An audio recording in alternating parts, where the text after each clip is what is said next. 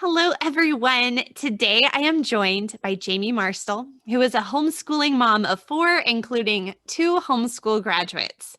When I was exploring options for podcast guests this spring, I reached out to previous podcast guests, Karen Glass and Cindy Rollins, for their recommendations. And when both of them mentioned Jami as someone I should talk to, I knew that she would be a scintillating guest for this conversation. So, really looking forward to chatting with you today. Could you just start, Jami, by telling us a little bit about yourself and your family and sort of your path to homeschooling? Sure, absolutely. Thank you, Amy. And flattered that Karen and Cindy are so kind. They are, maybe I'll mention it later, but certainly two of my friends and mentors, and I would not be thinking the thoughts I am without them. So very grateful to them. Sure. So I'm married to John. We've been married 23 years. We live in South Central Iowa, a small historically Dutch community called Pella, which many people know for the windows. And we moved here about four and a half years ago from Austin, Texas. Though we both grew up in the Midwest, and so we were kind of returning to the Midwest to be closer to family after a decade in Texas. We have four children, 19, 18, 16, and 12. Let's see. John works from home. He's a software design guy. And so we are able to live a pretty home-centered life since he works from home, and he's pretty involved in homeschooling, and I can talk a little bit about that later as well. Let's see. How we got started homeschooling. Yeah. So we've been homeschooling, I guess, for 15 years, since my oldest was 5. Though I was ready to start before that with preschool type activities. My oldest 3 are about 3 years apart. So we had a pretty dense preschool cluster for a long time. That's a lot of diapers at one time. It was. It was a lot of fun too. So I kind of have at times missed those crazy days with lots of littles. So let's see. Homeschooling kind of came, neither John or I really knew homeschoolers, though I think one of our college friends had been homeschooled, was very normal. So I had an uncle and aunt, and it fit their family well. But other than that, neither of us really knew of homeschoolers. We got married in the late 90s, and so early 2000s as we were starting our family. But we were both really interested in ideas in education. I studied history and he studied philosophy. We both kind of thought education was something other than passing tests or getting a job, I guess. And so our idea of what education should look like for a person, and then our idea of what a family culture could look like, happened first. We kind of talked and thought about those ideas first. And it sort of was a gradual progression then as we read more broadly and met more people. And some of the influences we were reading in college were Francis Schaeffer and then Edith Schaeffer, reading about L'Abri and the kind of the home culture that they cultivated, particularly around reading aloud and books. And so then I was in a Christian bookstore. My oldest was, I think I had my first baby at that time. And I found 2 books by Susan Schaeffer Macaulay, For the Children's Sake and For the Family's Sake. And those really cemented sort of our vision of, again, what education could look like, school or not school, because she doesn't necessarily argue for homeschooling. She argues for person-centered education. And then the kind of home that I wanted to cultivate by being home with the kids. And so as those things took root, we really began to see that homeschooling would allow us to do that. And we didn't see how a private school was an option on a single income if I wanted to be home. And so that just made it a lot easier. We started, and for me, it was a really natural vocation, I guess. I loved I loved being with the kids and learning with them. I loved research and ideas and philosophy and curriculum choosing, book buying. So it was like, I didn't know what other career would suit me better. So there I started and there I stay. You know, when I was growing up, I used to think, oh, if I could just find a job where I'd get paid to read books. And I mean, really, being a homeschool mom is about as close. I mean, you're not paid monetarily, but it is part of your job to read books. So it's a pretty great gig. Yeah, I wanted to be a student. I didn't know what else I wanted to be. I loved being a student. I loved college. Yeah, so here I am. Well, I really love hearing that story too, because, you know, a lot of times when you hear someone talk about how they came to homeschooling or thinking about educational philosophy, it sort of starts more on the like education philosophy side. And what I heard you say, it was more like the kind of family you wanted to have, the kind of culture you wanted to have. Even as, you know, Susan Schaefer Macaulay, that sort of perspective resonated with you because it was dealing with personhood, like the persons that you were going to be raising in your home. So I think that's really interesting that it was like you had these bigger ideas first, and then it was homeschooling was just a way to accomplish sort of a bigger goal. The end goal was not homeschooling. The end goal was something almost bigger. Yeah. Right, yeah. Well, how has your approach to homeschooling then changed and developed over those years? I know that you said you obviously read for the children's sake, which I keep joking we need to have a homeschool conversations drinking game. Like, how many times people bring up for the children's sake or Dawn Garrett, her name keeps coming up. But, you know, that's sort of like a early Charlotte Mason influenced book. A lot of people start there. So were you always sort of drawn to that Charlotte Mason classical idea of education, or how did things grow and shift over the years? When I read for the children's sake, it certainly gave me a vision for education, particularly for younger children. I had read in high school as a part of writing a paper on sort of justifying a liberal arts degree, part of John Henry Cardinal Newman's essay, The Idea of a University, and it talked about that the disciplines of knowledge were integrated and didn't have to be these separate spheres, and that the liberal arts, the end of the liberal arts was wisdom and humanity, I guess, or humanness. And so that kind of appealed to me.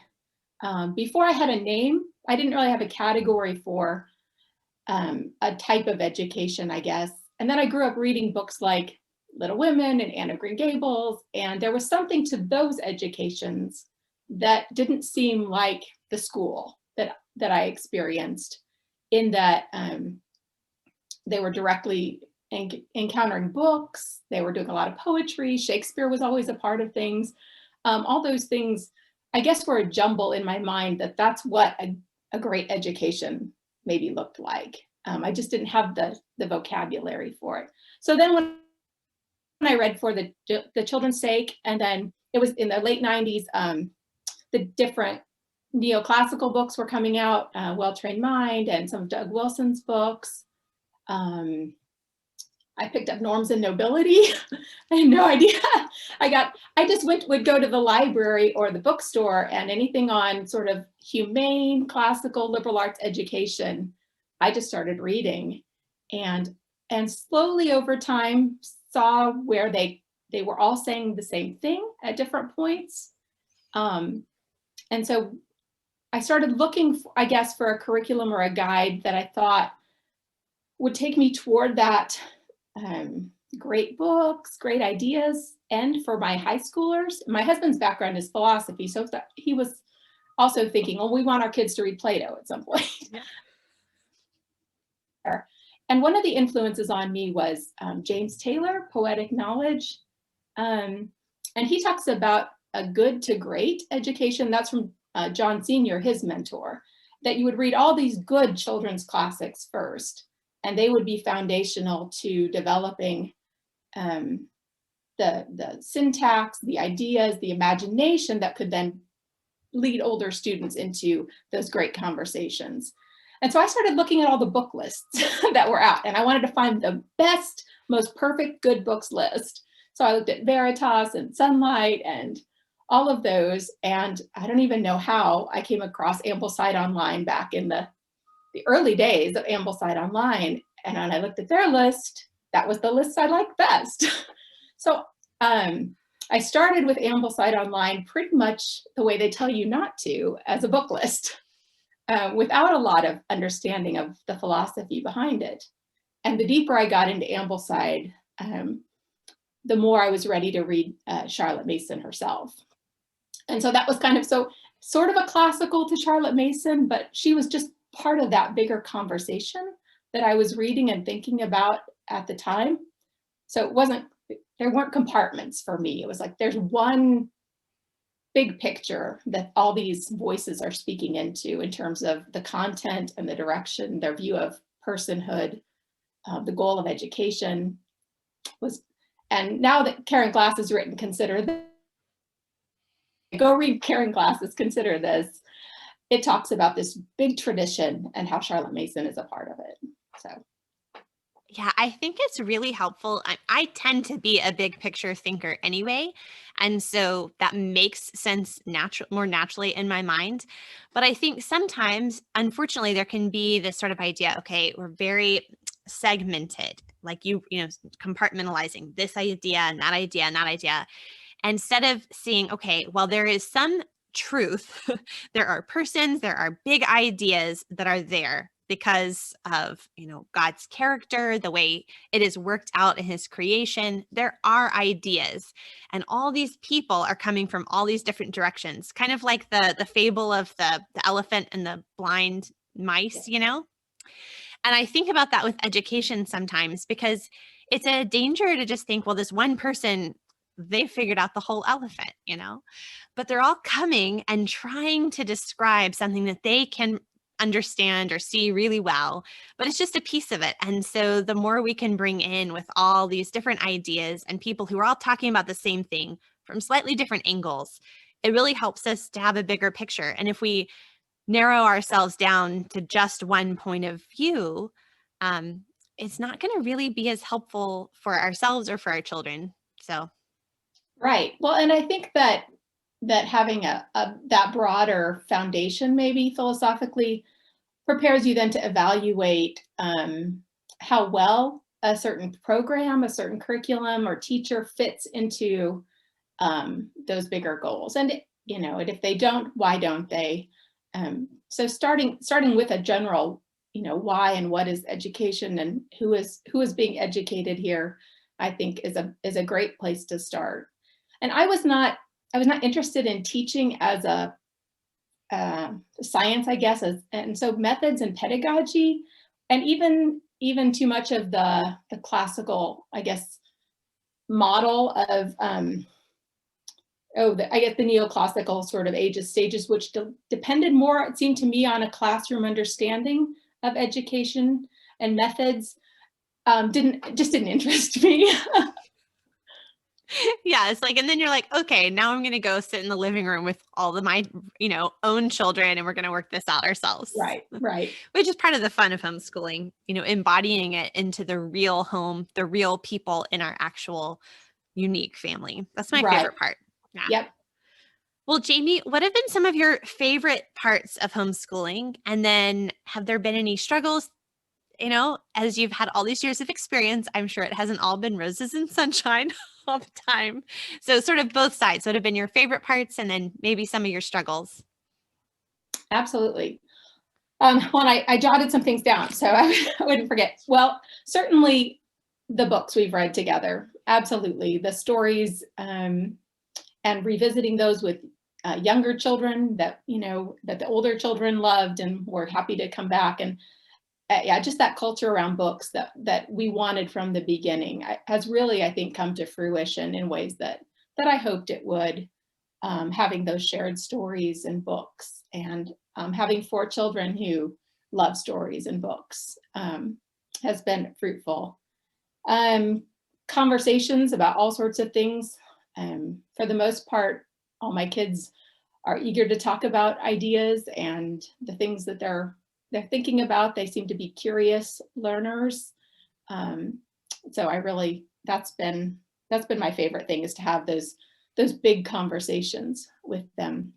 Another thing that I wouldn't have set out for as a goal, but because of the way my husband's job has worked out, sharing the teaching and the educational work with him. He teaches math to the girls first thing, and then because his background is philosophy, he has done logic and philosophy and church history, and just being able to sort of be partners in that part of parenting, I think has been a delightful part that I didn't expect necessarily as part of the benefits of homeschooling. And I know that's kind of a rare thing a lot of times to both have things that you can contribute in the teaching.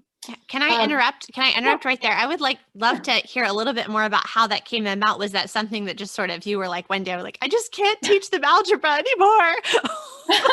Or was it more like over the summer how did this whole story come about? Okay, well that might feed into some of the challenges, but so my oldest is my only boy.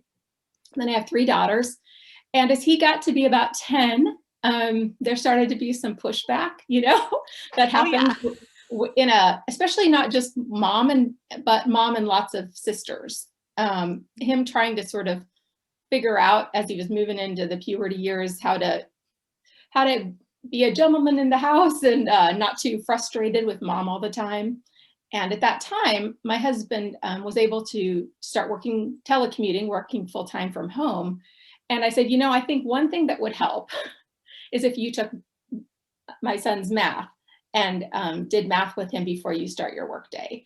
That's one less thing he and I will butt heads about then. And also another challenge that I could bring up is that he and his next sister are 14 months apart. And that at that age caused a lot of friction based on he was good at math, she was more careful. And so, there was just sibling tensions there, that by saying, okay, you're going to do math with dad and I'm going to do math over here, and we'll give you guys some separation to kind of shine in your own ways. Well, what happened is my husband's a really good teacher. And I had a toddler at that time, my 4th little girl, and everybody wanted to do math with dad eventually. So one by one, they kind of all left me and kept doing math with dad. So that first hour of the day, they do math before he goes into the office. And then 4 days of math. And then on the 5th day, when my older 2 got to be 7th, 8th grade, I was ready. I wanted them to add in logic. And I said, would you like to teach logic on Fridays? And so he did. And then they got into high school and we picked up Wes Callahan's Old Western Culture program. Yeah. And I said, would you like to do philosophy and church history with them? Oh, and yes. And he would tell you that he's filled in gaps from his education and read things that he hadn't read before, and that's been one of his favorite things. Math, I don't know, but he still does it for me. That's because he loves you all. Yeah, and he really is a good teacher. And now I think they're all doing math higher than what I could just easily jump in and pick up. So I'm kind of stuck and they're kind of stuck. And so, but yeah, it's just because of how the work day he's been able to have, and it means that they have to be up and starting school when dad's ready. But it's given a lot of good structure to our day, but also they hear less of my voice all the time. Also a good thing. Yeah, sometimes it can be hard when it's all mom going wah wah wah wah wah wah wah. It's sort of like you tune it out, it's harder for them to hear. Especially sons. It was good for us to not have that. And eventually he started. We outsourced some higher math for him as well. But well, I know I interrupted you in the middle there, so please continue. No, those are my favorites. And then the struggles I think I mentioned those. The really closely spaced older 2 having different strengths and gifts was something that we sort of had to figure out how to help them learn together in areas that they could and encourage one another. And most of the challenges I think about come down almost more to parenting than homeschooling. You know, homeschooling in a lot of ways gave us a focus beyond just the parenting relationships, but occasionally there were things where some separation, would have been good, just as we were working through different stages of development and growth and everything. And then other challenges, there are so many good resources available. When to outsource,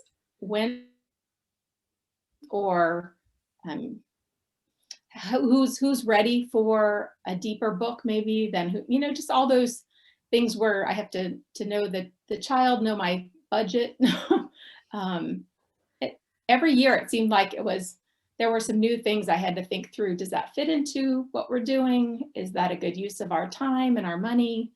And I know that lots of homeschool moms have 10 times more. I'm kind of in my ruts now. I know what I like. I know where I want to be. But in the elementary days especially, there were so many new things that all looked so wonderful, and you can't do it all.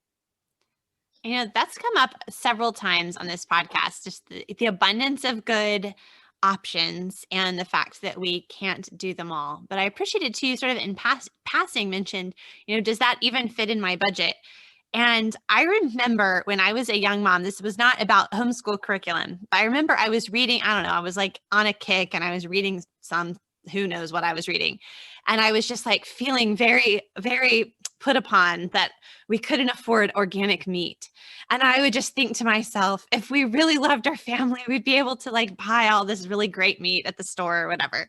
And I distinctly remember walking into the grocery store, like grumbling in my head about this. And walking back as I'm, going through my precise grocery list or whatever, and going back to where the meat is, looking for the cheap meat like I always did, and finding like all this organic beef that was it's the about to expire meat, and they'll mark it way, way down. And there was like this huge pile of the fancy meat, super, super cheap. And it was just like the Lord was reminding me, if I want you to have that organic meat, like I'm going to provide a way for you to have it. But meanwhile, maybe you should adjust your attitude and be thankful for what you have. And that moment, I know that's like the silliest moment, but it was like this moment with that organic meat that I think about all the time in different contexts. When I think about this really good thing that, oh, well, that would be really cool if my kids could do that or our family could do that. But realizing we don't have the resources of time or money or energy to do this, that, or the other. And it can be easy when you see this other mom doing this really cool thing, or you think, well, that would be amazing. Like, will my children be successful if we don't do that special thing that everyone's doing? And to just kind of remember too, as homeschool moms, like what the Lord needs for your children to do, what he has for them to do, he will provide a way. And if he has not provided the way for that, then you can trust him for your children and for your future. And you do the best you can with the loaves and the fishes you have, and you give it to him, and he is faithful to work what is best for them. Yeah, absolutely. Yeah, and that's really where Cindy Rollins has been just a blessing, because her voice has been so clear that be faithful with what you have, the family you're given, the resources you have, be faithful with those things, and trust God to provide what you need. And if he thinks your kids need X, Y, or Z, then but maybe they don't. And that's okay too. But your job, Mama, is to be faithful. Yeah. Well, Jami, let's switch gears a little bit and talk about high school, because you have, I think, 2 who are currently in high school, right? And then 2 that you've graduated. So I would love to hear about homeschooling high school, especially from a CharlotteMason perspective. And if you think there are any misconceptions people might have about a CharlotteMason high school, tell us your experience. Sure. So I've graduated 2. They're a sophomore and a freshman in college. And then I have a 10th grader. And then actually my youngest is a 6th grader. So I have a few more years, but I'm on my 3rd high schooler. And I some misconceptions about CharlotteMason and the upper years, those high school years, in that when people it just starts with a general, I think, misconception that Charlotte Mason is too gentle, too maybe child-centered, or too tea parties and what Cindy says, tiptoe through the tulips kind of education. And I would say that that's a misunderstanding of her elementary focus as well. What seems gentle is, or even child-centered, is, I think, because so much of the work that the child is doing and learning is happening inside the child. There's not the output that maybe would prove that the child is doing a lot academically. But there's so much faith in what's happening in the mind of the child as ideas are presented, as their attention is growing, as those relationships are forming. That's all very complex. It's just more hidden than maybe traditional education expects for a rigorous education. So then what I see a lot from people is that, oh, we did Charlotte Mason in the elementary years, and then when they got to high school, we needed this, more maybe traditional textbooks, or a classical approach, which can mean lots of different things. But something that's in the way they're describing it means meatier, more college prep, I think, the way that I understand it, or more disciplined. And I found Charlotte Mason, her methods to expand into high school and offer those things beautifully. It allows her methods, because she expects that education will be this relationship building method, I guess, not system, but that there's a feast of ideas that is presented to the student, and that each student as a person has an inheritance of relationships, including a relationship to the divine, to God, to the universe, the natural world, and to man, both himself and other men. And so within those three broad knowledge areas that Mason talks about, you can think of dozens of subjects that would then fulfill those relationship building. And you can choose from those as rigorous and intense I guess feast as you want. That's up to you. The main thing is that those relationships continue into high school. So for us, we use Ambleside Online, and there's flexibility to adjust. So the knowledge of God includes reading the Bible, devotional works. We've brought in church fathers and theology proper into that sphere, which gave us, again, the flexibility to use some of Wes Callahan's programs.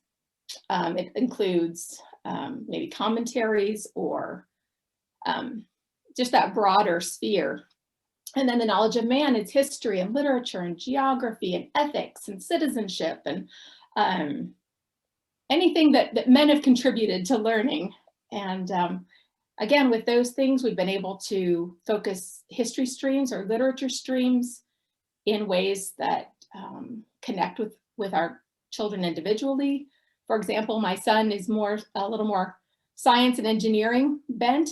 And so history books, I could choose biographies about architects and military history, yeah, or things that are still covering that stream of history, still providing that feast, but are more relational to where he is at that point and where he's headed, maybe.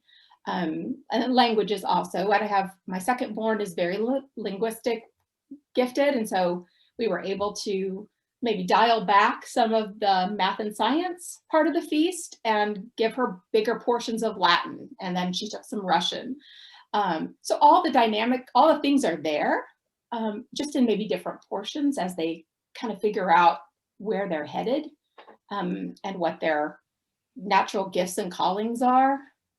But I think the key thing is that, and what I love about Charlotte Mason, is that because they're persons, no part of that feast should be cut off.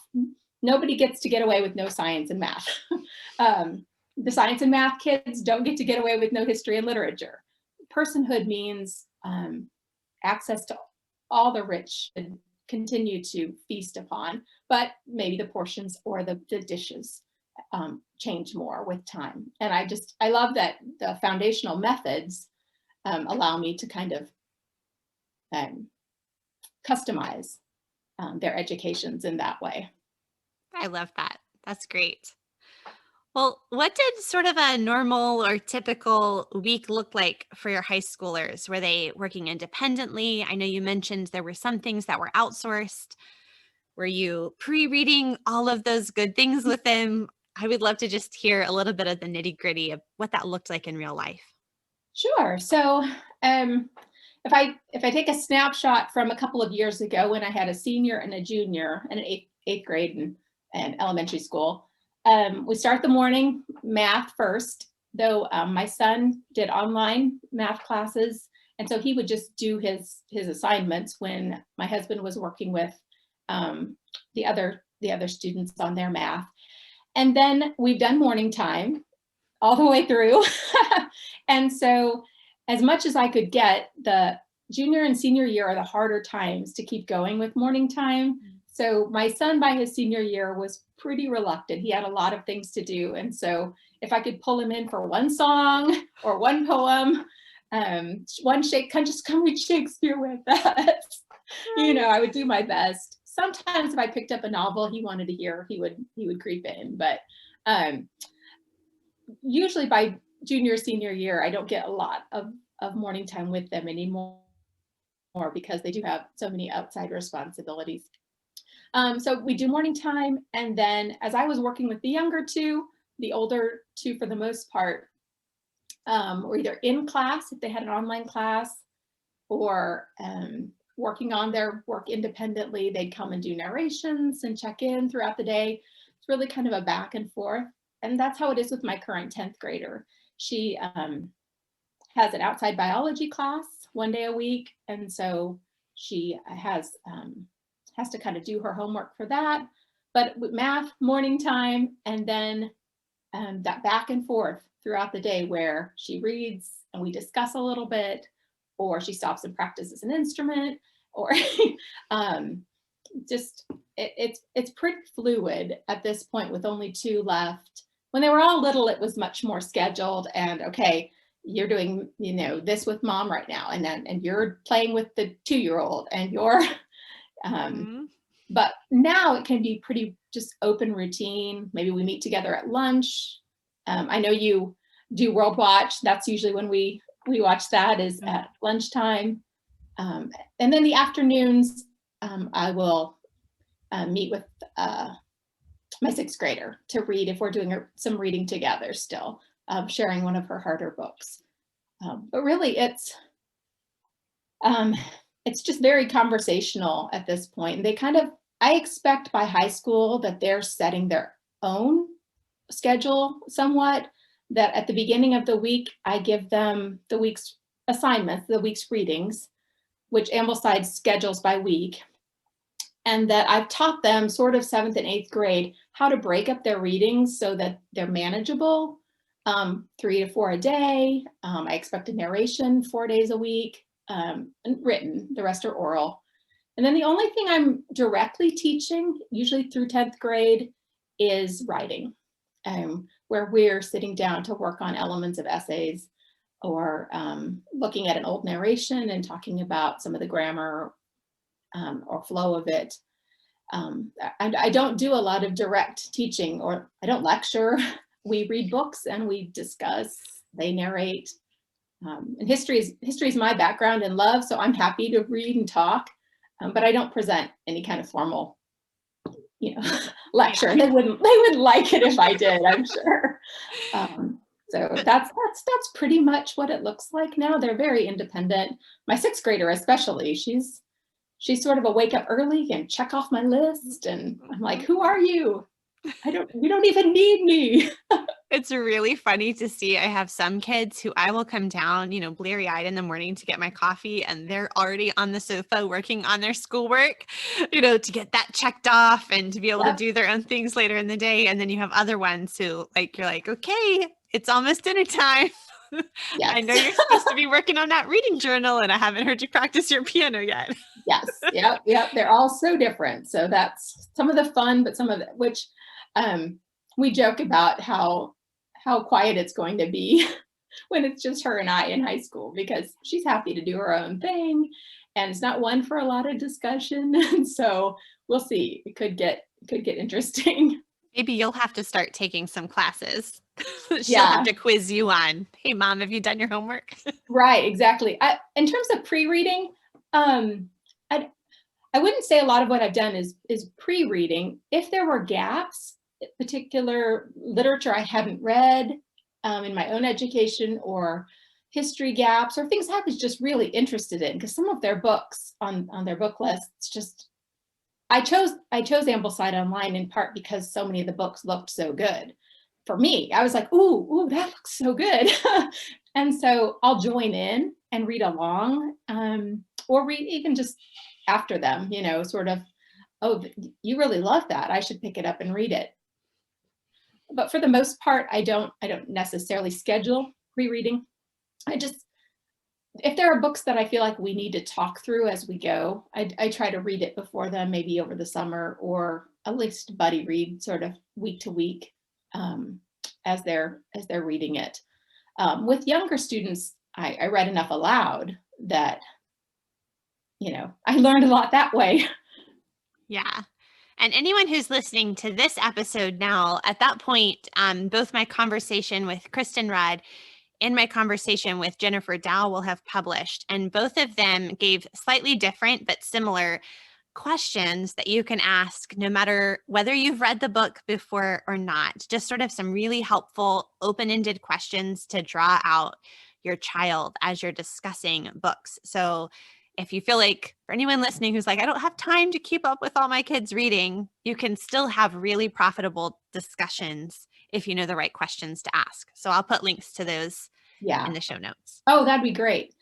Yeah. And I think that, because one thing that Charlotte Mason's methods, I think, freed me from, was the thought that I had to be the expert, that I needed to be the teacher of all things, that I just needed to find great minds and great ideas and present them. And that could be other teachers, that could be the books that we read, but that the work needed to happen in the mind of the student.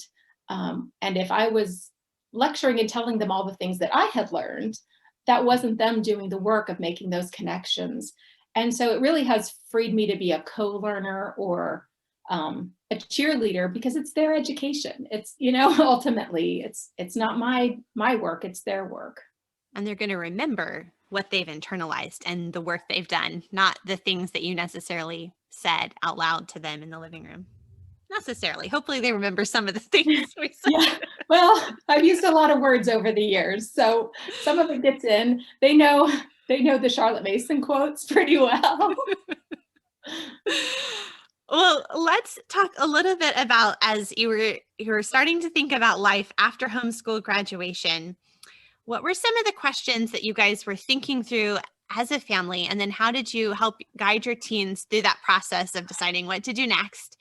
And, we've talked a little bit about high school from a Charlotte Mason family. Did they have trouble transitioning to college, having that as their background? Yeah, so my son knew pretty early on in high school that engineering was where the path he wanted to pursue. And he was definitely still is, I think, my most science loving kid. And so finding good outside teachers for that was important for him, in a way that it wasn't necessarily as high a priority in my outsource list for the girls, though they've had some great science teachers too. And so when he got to his sophomore year, and as we were looking at his junior year, we decided what would be some good schools to visit, what still needed to be on his transcript, as we kind of looked at what colleges expected for admissions. And then we hadn't done much test prep at that point. I'm not one to do a lot of that. And so we built in some time into his junior year for regular ACT practice, because the way you do well on those tests is to take the tests. So yeah, so when he started his junior year, we started, yeah, the regular ACT, getting him comfortable with that. And I started paying a little more attention to his transcript. I didn't put it all together until right before his senior year and applications, but we knew what he still needed, mostly foreign language that he needed to finish, because that was not necessarily a strength of his. And we looked online, and we looked at kind of what different schools look, but we really only visited Dordt University, which is where he's a student. It's a smaller Christian school, but they have really a neat engineering department that's well integrated, and he liked it and felt like it was a good fit. And so we talked about, okay, what kind of scholarship are you going to need? What does a financial path look like to attend this school? And then when he was admitted and got his financial aid, his financial package, talking about, you know, is it workable? Do you need to do a gap year in work? Do you want to start a community college? So we talked about all those kinds of things in terms of how much, if you're going to borrow some money, how much do you think your future career justifies in loans? And let him really make the decision. And he could have done community college to a state college kind of path, but he really liked the smaller size, and really being known by his professors. He's a very extroverted kid, and so the idea of knowing everybody and being known by everybody really appealed to him. And it's relatively close to home, and we felt like the bigger state schools, it's a harder path for some students, and so we kind of wanted to avoid that if we could. So that was, yeah, so we talked about his gifts and our financial situation, got him ready for the test to see how well he would test, bribed him a little bit to get his scores up. You know, so here's the threshold for the money. This is where you need to be. So a little bit of coaching and teaching to the test, but I didn't fundamentally change my homeschool plans, my curriculum plans. Again, he's a person. He's not a worker first. He's not a college student first. He's a person. And so I wasn't going to turn everything on its head for the college game. And when it came time to make his transcript, I translated the language of the school, of the institution, and what we had done at home. And I just needed to use the right language to explain what we had been doing at home and how it fit their categories. And so then with my daughter, she's more of a creative, doesn't really know what her vocational path is, but she really needed a community and cohort of scholars and fellow believers. And so, and small, she wanted small. We looked at she's very academic, so we looked at some pretty competitive schools for her, but ultimately more than a rigorous education, she needed that community of scholars. And so she's at New College Franklin in Tennessee, which is a very small community of like-minded believers and scholars. And she loves it there. And so again, she just had different needs in terms of job preparation, and it didn't make sense for her to have much student loan debt because she wants to write, or she doesn't know. And an engineer, we felt like, okay, you have a little more wiggle room in what you can justify. But ultimately they were their decisions. And after 2 years back to back of visiting colleges and doing transcripts and getting applications done, I'm enjoying my break. I'm enjoying my break with my third high schooler.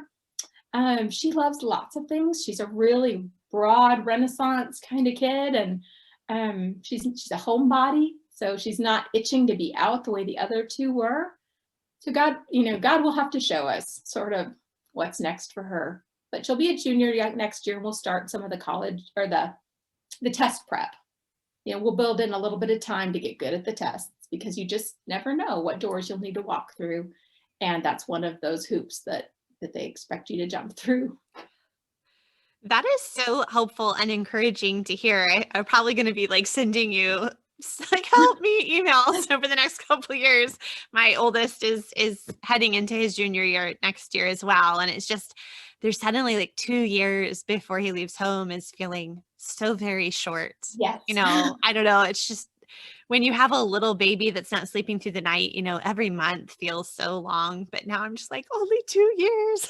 It goes so fast. And yeah, this year was even stranger than last year in that half of them were gone. One growing off was one thing, but then when half of them, I guess I should have had more because, it only takes 2 kids to be down to half, and half of my job is done. Yeah, I've been feeling it more this year for sure, but they're so ready, and I love the kinds of experiences and learning that they're doing, and they were ready, they were prepared. They're broad readers. They know how to ask good questions. They have a good, David Hicks calls it a spirit of inquiry. They're interested in ideas in the world. And their writing was solid. So the only thing that they maybe weren't prepared for was managing multiple deadlines. With academic life, which I think is not rare for homeschoolers. I had trouble. How much should I hang out with my friends and how much should I study? Right. So, yeah, that can be hard even as a grown-up sometimes. Right, exactly. Well, Jami, here as we come to the end, I'm going to ask you the 2 questions I'm asking everyone this season. And the first is just, what are you reading lately? Okay, well, I kind of jumped in again with 50% of my kids gone. This last year, I sort of jumped into all the book groups and kind of, I guess, ramped up prioritizing reading more broadly for myself again, and doing more of it. And so I'm doing Scholé Sisters has the 5x5 challenge that they do. And so this year I'm doing that. And so you choose 5 books in 5 categories to kind of read deeply in a category. And some of the books I'm reading for that are The Great Tradition, which is a edited collection of ancient to early modern, early 20th century essays and writings on education. And so it starts with Plato, and I don't even remember who the last guy is. But it's on education, and so I'm still interested and curious about what other people have said about education over time. That never seems to fade for me. I'm still curious and interested in those ideas. And I'm reading A Distant Mirror, which is Barbara Tuchman's history of the 14th century. It's a great one.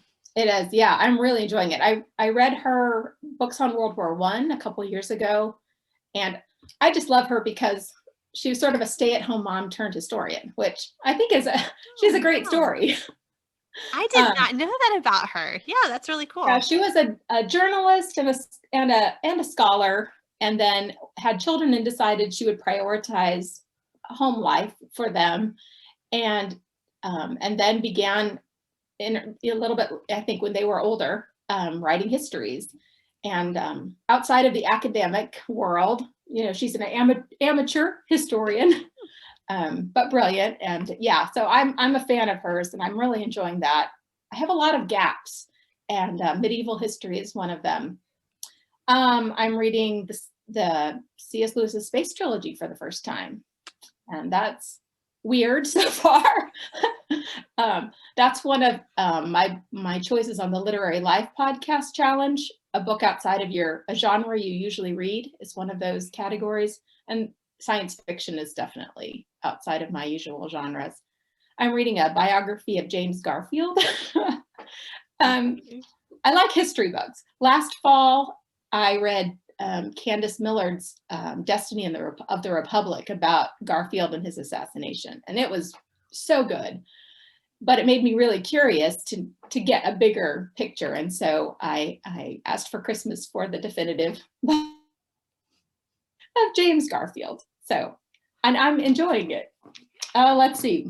So I have lots, I'm reading like Charlotte Mason, sort of, you know, in lots of categories at once. And often I have a Agatha Christie book going at night. It's kind of my bedtime reading. Always good to have a nice murder mystery going on.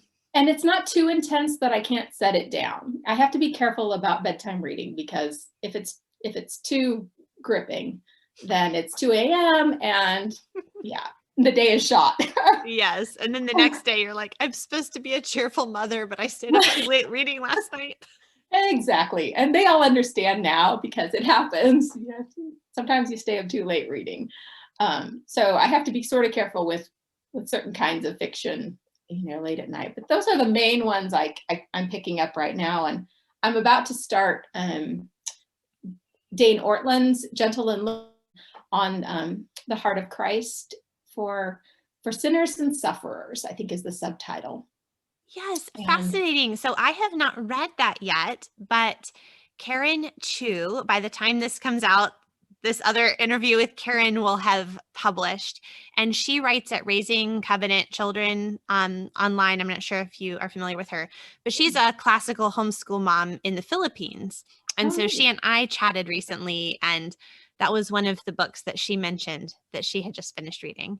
Yeah, it's kind of on all the lists right now. And actually the first printing sold out. So it's a little bit hard to find at the moment. But I have a copy, and several other friends are interested in reading it. And so probably have some discussions about that. And so that's kind of the devotional book that's next. I just finished Megan Hill's A Place to Belong, about the local church. That's really good. If you are not familiar with that one, just on loving your local church well and belonging there. So yeah. Oh man, I'm going to have to go and check all of these books, put them on my wish list. I've cut myself off. No more podcast book buying. It's really hard. I hardly ever, on a podcast or can visit a bookish group on the internet without adding something to the Amazon wish list. So exactly. Yeah. Well, Jami, what tip would you give for a homeschool mom whose day just seems to be going completely off the rails? This was a hard question. Because what I would do now, I hope is kinder and gentler than what I would have done 10 years ago. Oh, 100,000,000%. Yeah. Yeah. So hopefully I've grown in patience and grace by God's goodness. Now a McDonald's fun coffee drink goes a long ways with older girls. Let's go get a fun coffee and get this day turned around. Being willing to be a little bit silly and find something to laugh about. We have a cat and a dog, and usually there's something wacky one of them does that we can all get laughing about, and kind of covers over maybe the grumpiness that was building up. If it's a pattern of bad days, then there's usually a sitting down and a conversation about what's not working. Is there too much on your plate? Do we need to adjust, your schedule a little bit? Are you, we talk about the basics. Are you eating okay? Are you sleeping okay? Are you drinking enough water? How's your protein? Sort of those troubleshooting. But sometimes it's a matter of, this just doesn't fit. This book isn't the right book right now. We overloaded your schedule. We get into ruts, or I tend to over plan, over schedule, and have to step back. When they were little and things were going bad, a lot of times I would declare a boot camp week where we just tightened up the schedule and the routine, and everybody worked on obedience and cheerful attitudes. But for a one-off day, cookies, food solves a lot of things. Maybe a fun movie, or getting outside in the sunshine doesn't hurt, especially in the and when it gets to be February, and I've already seen some conversations popping up in different places that is anyone tired? And I think it's February. Everybody wants to quit. It's you can pretty much set your homeschool calendar by it. Oh, it's February. Mm-hmm. Yeah, they always say like don't make a major life decision for a year after trauma or something like that. I'm like, don't make any major homeschool decisions in February. It's just not a good idea. And I have some awesome groups of friends that you know, have been good peers, but are a little bit ahead of me. And yeah, same thing. They would hear, oh, you know, I'm on the web and I'm looking at our local private schools, or you know, or doing, you know, I don't know if I can do it anymore. But you know, you pull each other through because there's a bigger vision and purpose than one hard day. But yeah, sometimes it's a check of am I being too particular or too humorless? Am I smiling enough? Do they know that I'm happy and I love being here with them? All things that me now can tell myself, but in the midst of it, I needed to hear more often and believe that would make a difference, you know. Yeah. And there are good people out there. Misty Winkler, I think, is really good about, you know, look them in the eye and smile. And Cindy's good about, you know, let them know that you love being here with them. You know, they don't always know. Yeah, that's really important. And it seems like something that should be obvious, but I think when so many of us look realistically at the way we live our days, we realize, wow, that's actually a reminder I need to hear. So yeah. Well, Jami, this has been a delightful conversation. Thank you so much for chatting with me today. Absolutely. Could you let people know where they could find you on the internet? I know I kind of pop around and see you in different literary discussion groups.